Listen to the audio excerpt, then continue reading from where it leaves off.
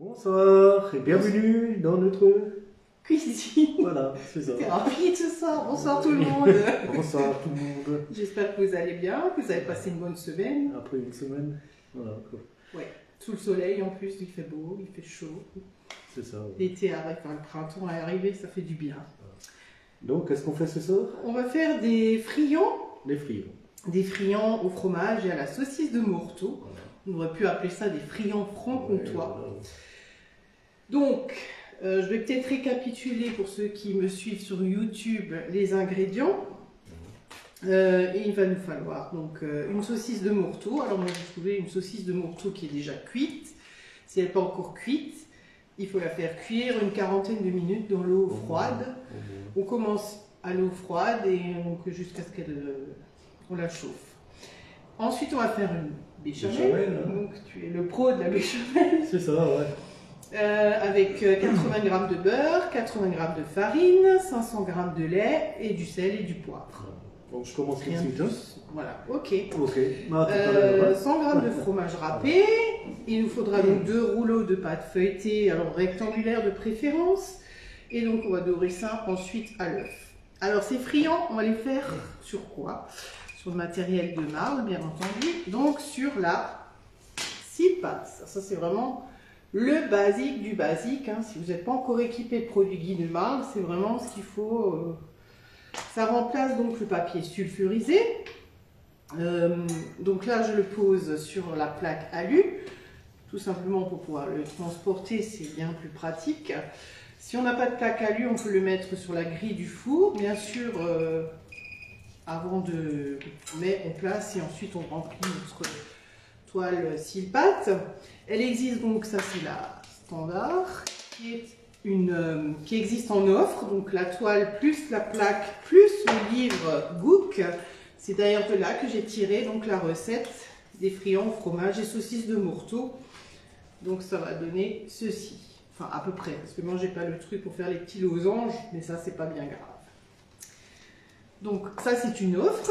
Ensuite vous avez des offres avec 2 toiles. Alors ça c'est pratique pour faire les petits gâteaux de Noël, hein. Donc on n'en a jamais assez. Et vous avez l'offre essentielle où vous avez donc la plaque alu, la toile qui est offerte. Vous avez le moule. Alors dans le catalogue c'est le moule 5 cakes long, mais il n'est plus disponible, hein, comme un petit peu partout. Il y a des problèmes de réapprovisionnement, mais il va revenir très vite. Donc il est remplacé par le moule à cake 4 quarts.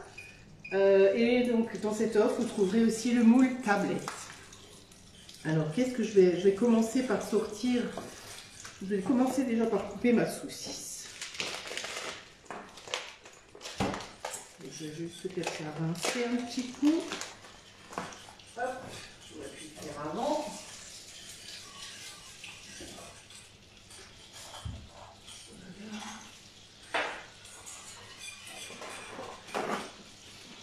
Et donc on va couper des tranches de saucisse. Qui maîtrise la béchamel. Voilà. Donc je vais couper des tranches de saucisse qu'on mettra donc dans les friands à peu près, je dirais 1 cm. Donc là vous voyez je travaille sur la roule-pâte. Tout simplement, ça va protéger mon plan de travail. Alors surtout, ne jamais couper sur le roule-pâte, ni sur les toiles, ni dans les moules, hein. Et sinon, vous les casser. Alors la toile scie-pâte, vous allez pouvoir donc faire vos petits gâteaux, réchauffer si vous avez des restes de pizza, faire des friands, des tartes. La tarte soleil qui est sympa, c'est aussi avec une pâte feuilletée, des rondelles de courgettes, des rondelles de tomates et un peu de fromage dessus. Alors c'est la base de la recette, c'est avec du chèvre. Si on n'aime pas, moi je mets du comté ou du gruyère. Voilà ce que j'ai, hein. Voilà.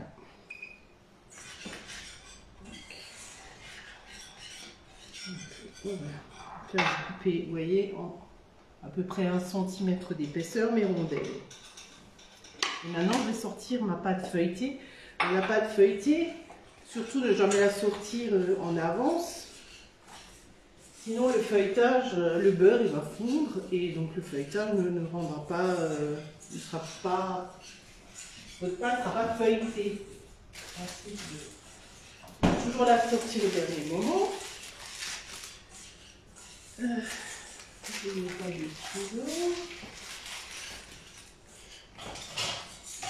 Je ne sais pas s'ils étaient cachés. Voilà. Donc on va la couper, on va voir la taille que ça a. Je n'achète jamais de pâte feuilletée rectangulaire. Au niveau de la taille. Normalement je pense que ça doit être... Ça va la béchamel là derrière? Oui, je fais trop de coups. Non, non. Je gère. Voilà. Donc ça fait à peu près oui, la taille de la toile. Donc, en général, ce que je fais toujours, je passe parce que elles sont roulées quand elles sont en magasin, elles sont entassées. Donc, je passe juste un léger coup de rouleau, mais j'appuie pas. Hein. Et donc je vais couper ma pâte en 4. Pour couper, soit je le fais sur ma toile, je fais sur la toile d'ailleurs, oui. Hop, on va les espacer. Donc pour couper sur les toiles que vous avez besoin, vous utilisez soit un truc qui tranche pas quoi, pas un couteau. Donc moi j'utilise la petite spatule coudée ou alors les petites pelles à tarte qui ça va très bien aussi. Donc là, hop, je fais à peu près la moitié au pif. Hop. Voilà, donc je vais juste un petit peu les espacer. Hop. Voilà, on va piquer. Légèrement. Donc là, on a un petit peigne qui était au catalogue, mais qui est sorti du catalogue. Je ne sais pas pourquoi d'ailleurs. C'est vraiment un outil indispensable dans la cuisine. Et donc ensuite, je vais reprendre que je ne fasse pas Donc la béchamel, hein, vous savez comment faire, je pense. Donc on fait fondre du beurre, on rajoute la farine petit à petit. Et ensuite, une fois qu'on obtient une pâte un peu sèche, qui se décolle bien, on rajoute le lait petit à petit. Et donc ensuite, on assaisonnera avec du sel et du poivre. C'est bon? Oh. Nickel. Nickel, nickel. Je vais préchauffer le four à 210. Donc la cuisson, c'est à peu près 25 minutes. Donc là, je vais faire goutte et sol.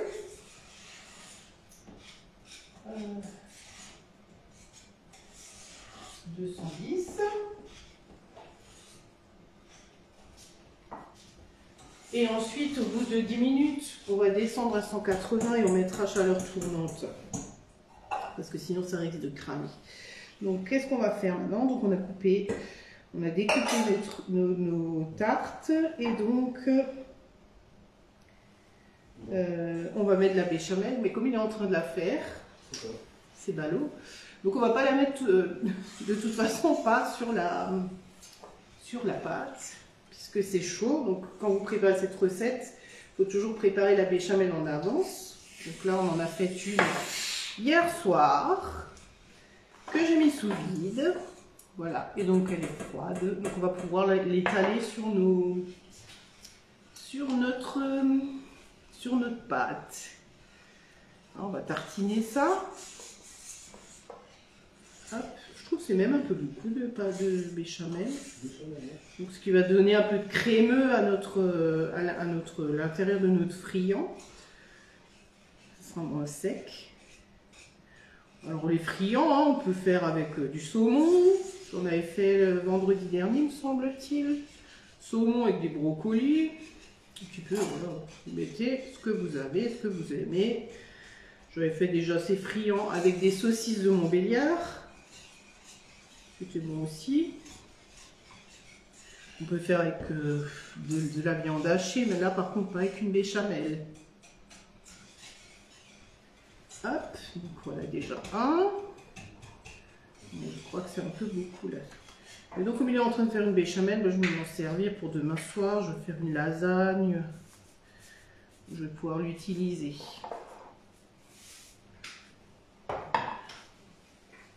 Donc s'il y a des choses à côté sur les moules ou sur les toiles, hein, c'est pas grave. Ça va tout simplement brûler, puis ça va se décoller. Donc c'est l'avantage hein,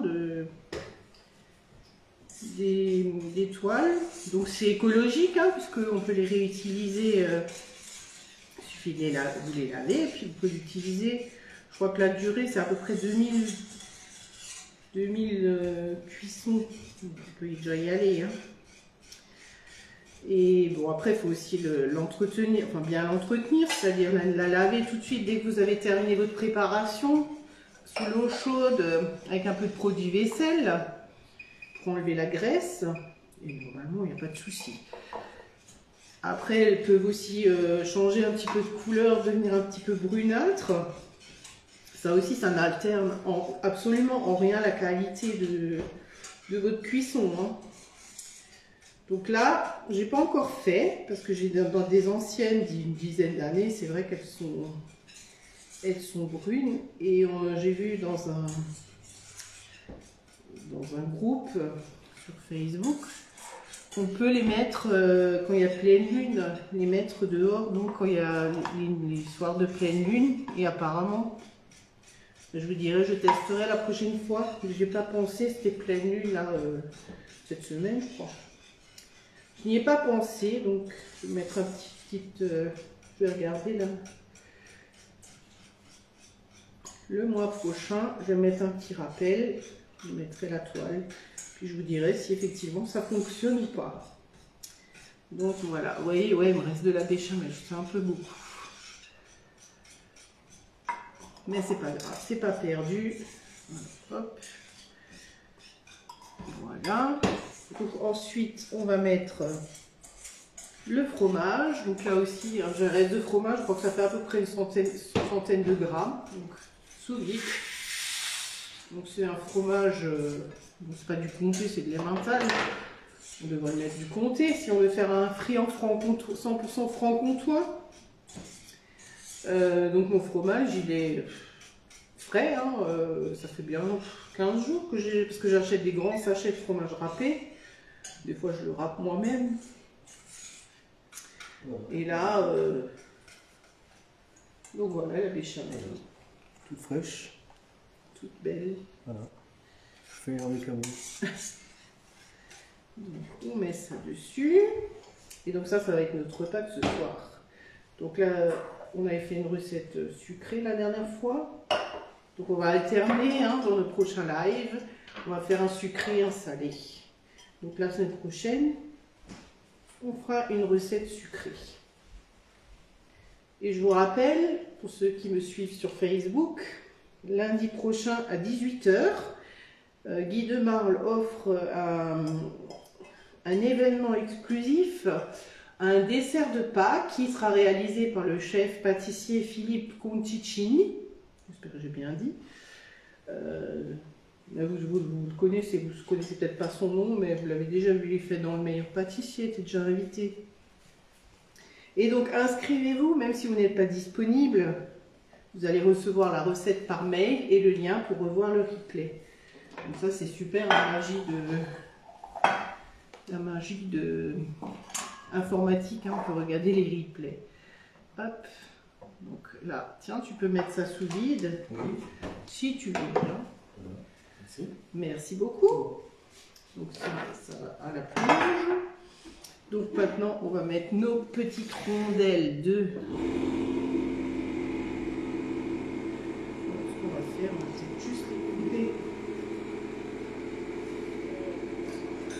Là. On va les couper en deux.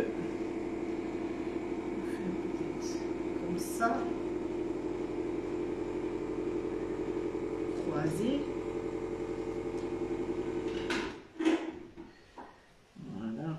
Plus joli et ça fera pas des gros morceaux mastoc. On va le découper. Ensuite, on va mettre ça comme ça. Voilà. on va mettre 3 tranches, donc il m'en restera, mais c'est pas grave. On mettra sous vide et on trouvera bien une idée de recette avec les restes. Donc vous voyez, je mets à peu près 3 tranches de saucisses par friand, donc là il y en aura 4.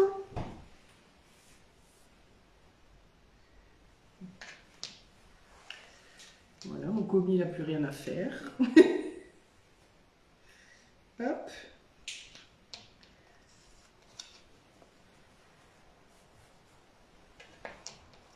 La toile Silpat, vous pouvez donc pour réchauffer faire vos petits gâteaux, ça je vous l'ai déjà dit.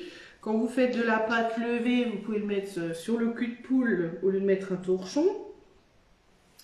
Vous pouvez faire aussi vos caramels dessus. Donc vous mettez votre caramel et vous attendez qu'il durcisse. Donc ça résiste à 260 degrés, donc pas de problème. Je vais juste un petit peu le pousser là parce que sinon quand on va le fermer, ça va dépasser, ça va couler. Donc voilà.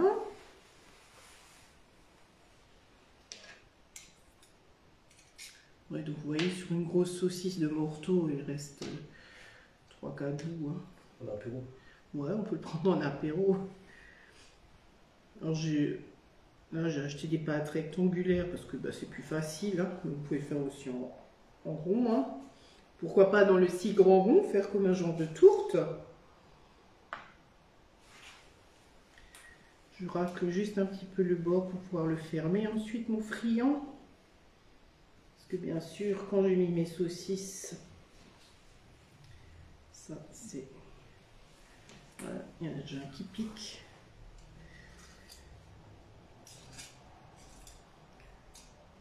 Voilà. Et je vais chercher ma deuxième pâte. On ne met pas de... Non, on ne met pas de béchamel au-dessus. Hein, parce qu'on en a déjà pas mal en dessous. Hop là, comme je vous disais. Hein, on va sortir trop en avant la pâte feuilletée.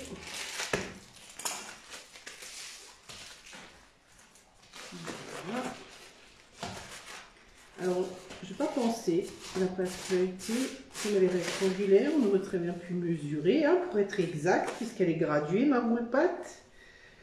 Donc, voilà, donc ça fait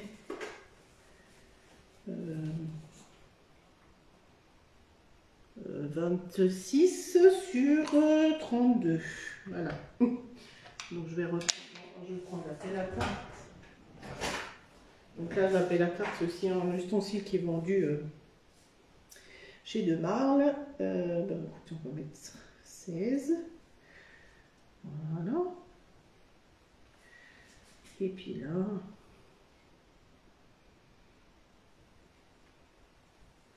on est bien précis. Alors là, maintenant, je vais enlever ça. Et puis on va mettre nos... C'est pas bien coupé. Nos petites tranches de pâte feuilletée.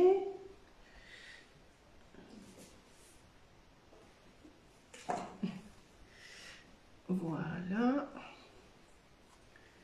Donc c'est aussi une petite recette sympa pour le soir avec une petite salade. Alors là, je fais tout simplement, je replie la pâte en dessous sur la pâte au-dessus. Oups. Faut un jaune d'œuf. Ouais, il faut un œuf. Ah, tu peux battre. C'est ça. Avec la cuillère magique. Donc là, on soude, hein, on ferme pour pas que la béchamel ne coule. Tac, tac.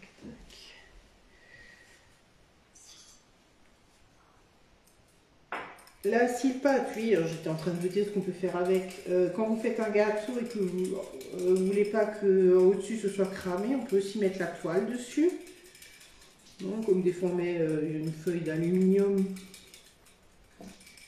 pour éviter que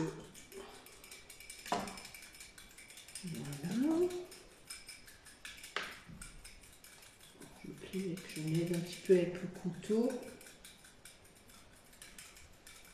Une astuce aussi, si vous avez des empreintes et que elles sont pas super propres, quand c'est des empreintes genre des mini cannelés où il y a vraiment des petits détails, des petits stries. Une astuce aussi, c'est de remplir l'empreinte avec de l'eau et de le mettre au congélateur. Donc après, il n'y aura plus qu'à démouler vos glaçons. Et puis donc, ce qui était dedans, ce qui restait accroché, ben, ça sera dans le glaçon. Voilà. Celui-là, il est un peu...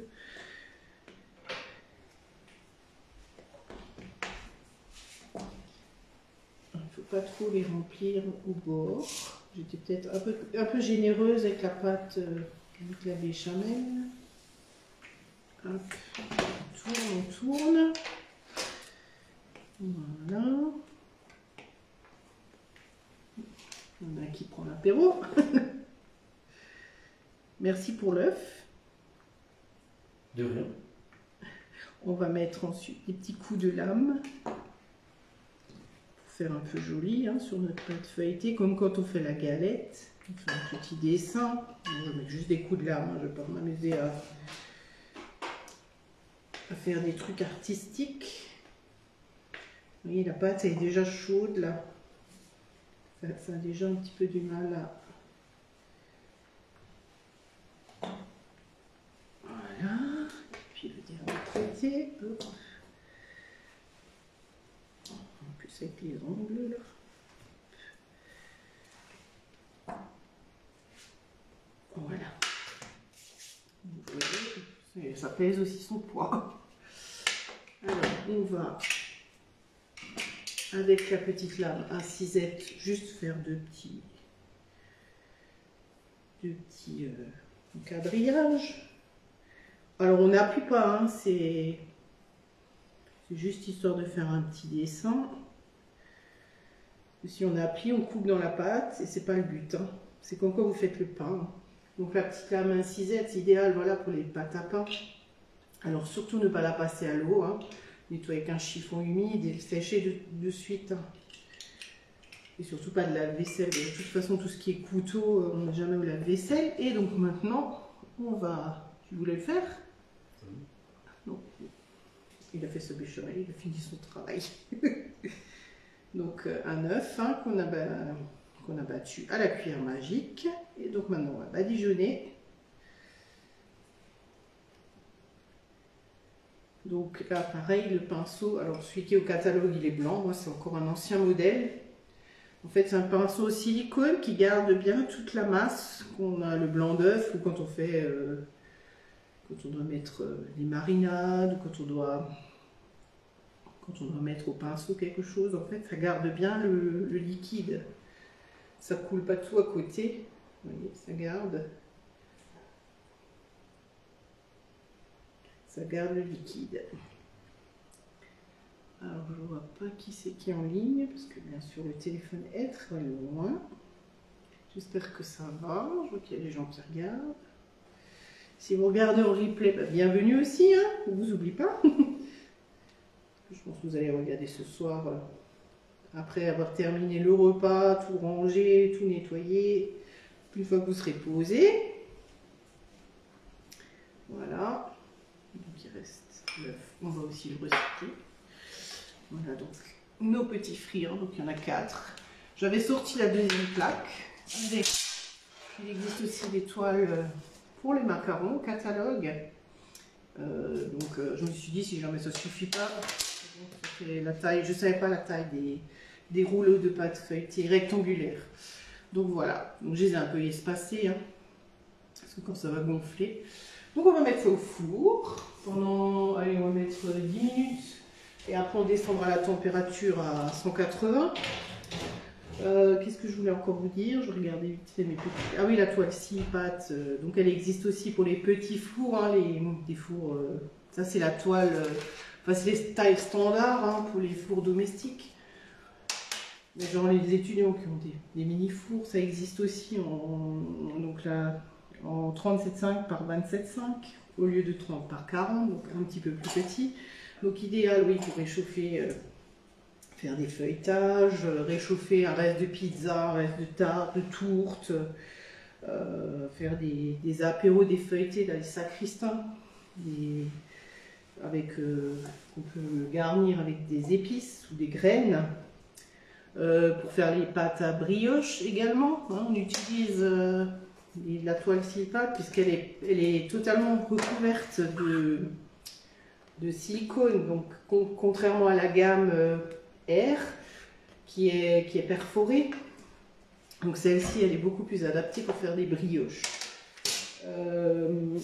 Les macarons, bien sûr, hein, tout ce qui est petits gâteaux à Noël ou à Pâques, hein, parce qu'on fait aussi des petits gâteaux à Pâques. Des petits biscuits au parmesan, par exemple. Donc l'idéal aussi avec la toile macaron, c'est que vous avez le gabarit. Et qu'est-ce qu'on peut aussi faire? J'avais fait du granola aussi. Donc j'ai fait cuire mon granola, enfin